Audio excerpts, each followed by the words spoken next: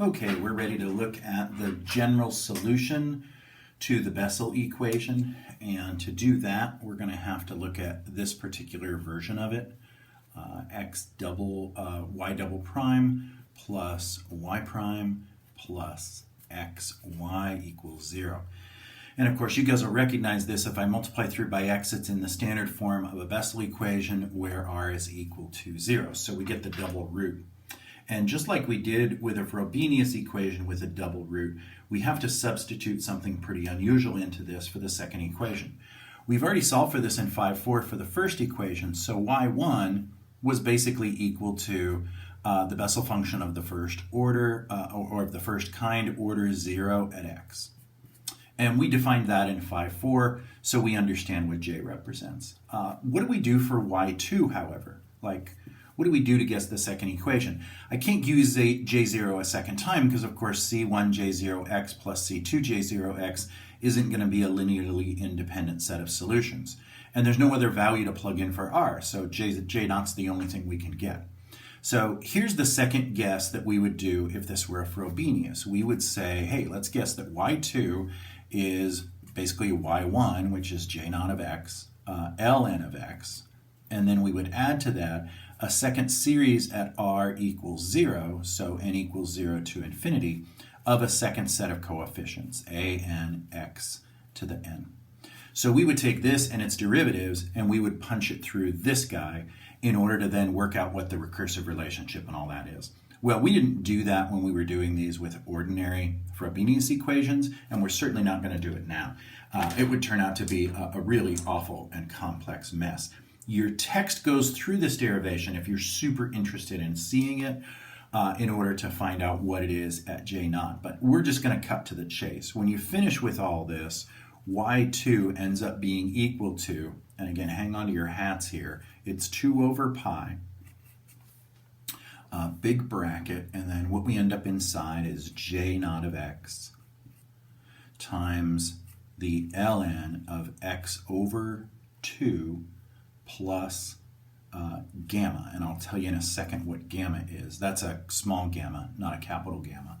And then plus the summation n equals 1 to infinity of negative 1 to the n minus 1, hn, and I'll tell you what that is in just a second, x to the 2n, and then the denominator contains 2 to the 2n, and n factorial squared. And close the bracket. So if we take this and its derivatives and we put it through this and we work through the recursive relationship, this is the mess we end up with. All right, and there's two things here that need explanation. One of them is this small gamma. This is called Euler's constant, and it comes up in a couple of other places, and it has a value of about 0.0577, and it goes on. It's an irrational number like pi, or the base of the natural log. And again, there's more context to this in the textbook if you want to see it, but anyway, that value appears right there. And then h, and h itself turns out to be the sum of a series, so h is really representing quite a large sum. H of n is equal to 1 plus 1/2 plus 1/3 all the way up to 1 over n. So that's what h of n represents for a series that's going on and on. So anyway, this whole guy right here has a special name. This is called y naught of x. And this is the Bessel function of the second kind, order 0. So this is Bessel second kind for order 0. And of course, that's only the solution to this particular Bessel equation. There are no other Bessel equations than this one that has r equals 0.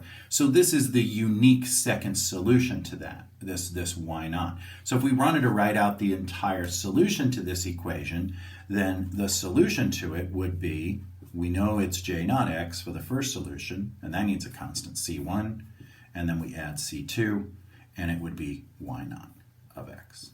And this would represent a basis of solutions.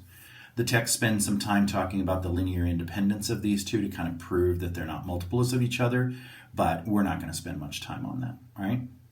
Well, we can then extend this to a general solution. They go through a full derivation of what yv is, and yv, of course, would be just like jv.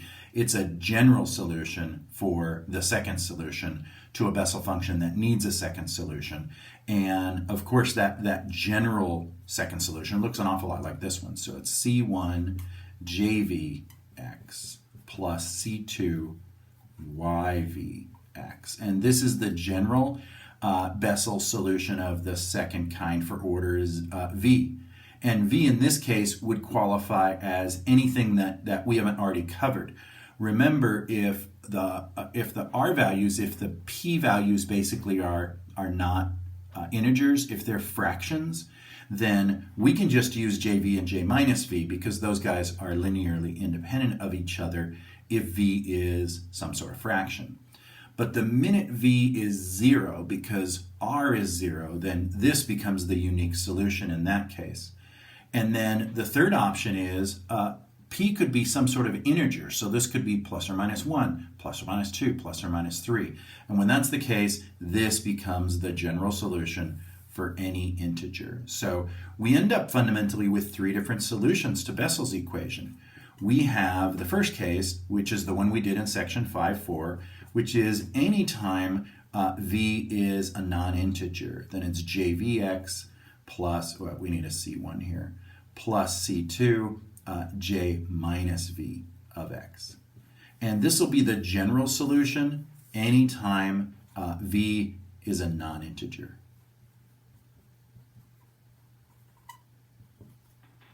This will be the general solution if v is equal to 0. And finally, this will be the solution for any other real v. So any other real number that's not a non-integer and not 0, which means it'll be all the integers. And that's it. Now, you notice I said any other real number. There's another kind of Bessel function, and that's the Bessel function of the third kind.